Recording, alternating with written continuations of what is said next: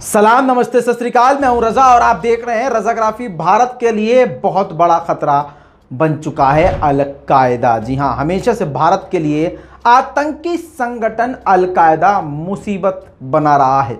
ऐसे में अब इसको किसी की भी साजिश कहिए, लेकिन एक बड़ी वीडियो रिपोर्ट पहली बार सामने आई है। जी हां, एक बड़ी लंबी चौड़ी वीडियो अल-कायदा ने जारी करके पूरी दुनिया को हिला दिया है। भारत के लिए खतरे की घंटी है और भारत इस वक्त काफ़ी ज़्यादा मुश्किल में है।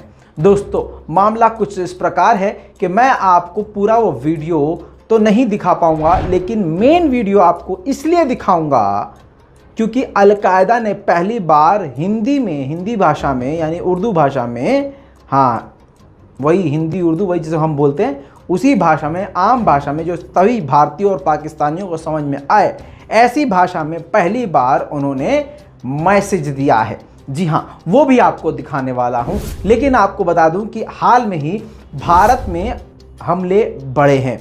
जैसे जम्मू कश्मीर में लगातार कई अटैक हुए हैं, जिसमें 5 भारत के जवान शहीद हुए हैं। हालांकि माननीय मोदी जी अभी तक उस पर कुछ बोल नहीं पाए हैं, शायद कुछ टाइप नहीं कर सकते, हाथ वाथ में दर्द हो रहा होगा। लेकिन आपको ये बता दूं कि झड़प हो रही है, कई जगह झड़पें हुई हैं, जिसमें आतंकी संगठन से जुड़े हुए कई लोग भी मारे गए हैं कश्मीर में। इसके अलावा दिल्ली में भी आपको पता चली गया होगा कि आतंकवादी पकड़ा गया है, जो पाकिस्तान की तरफ से, ऐसा कहा गया है कि पाकिस्तान की तरफ से था, 10 साल से भारत में रह रहा था, और तो और बिहार से जाके उसने फर्जी आईडी बनवाया था और भारत में रहकर उसने भारतीय पासपोर्ट बनवा लिया था और इधर उधर कई बार विदेशों में जाके घुमाया था। सवाल ये खड़ा होता है कि पिछले 60 साल से तो बीजेपी सरकार है, तो बीजेपी सरकार कर ही क्या कर रही थी, और हमारी सिक्योरिटी इतनी कमज़ोर है कि कोई भी पाकिस्तानी भारत में आसानी से घुस जाता है, भले ही बांग्लादेश के रास्ते। तो क्या बांग्लादेश हमारे मामू का बेटा है? इतनी आराम से कैसे घुस गया?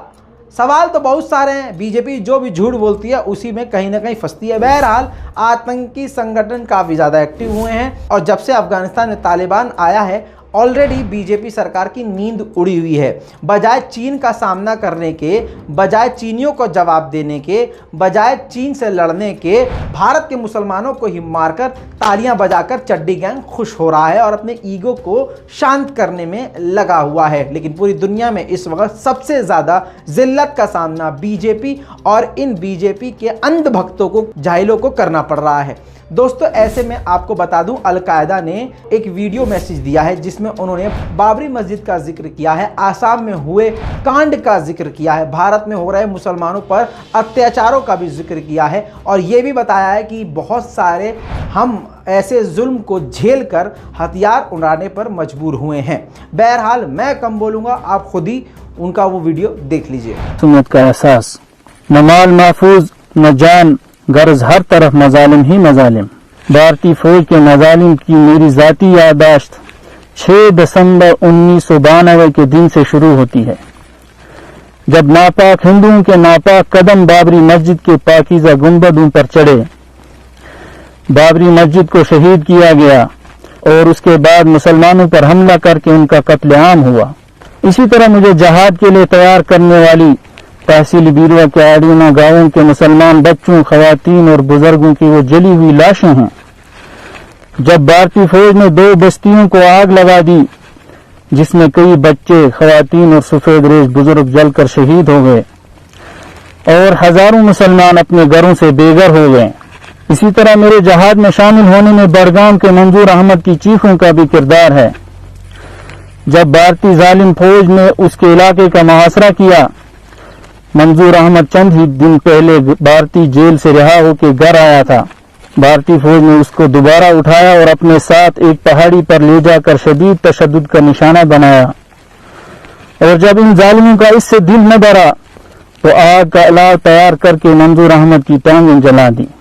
भारतीय फौज के जुल्म की बात की जाए तो मखाना का अब्दुल कादिर भी याद आता है, जो रात को घर में सो रहा था।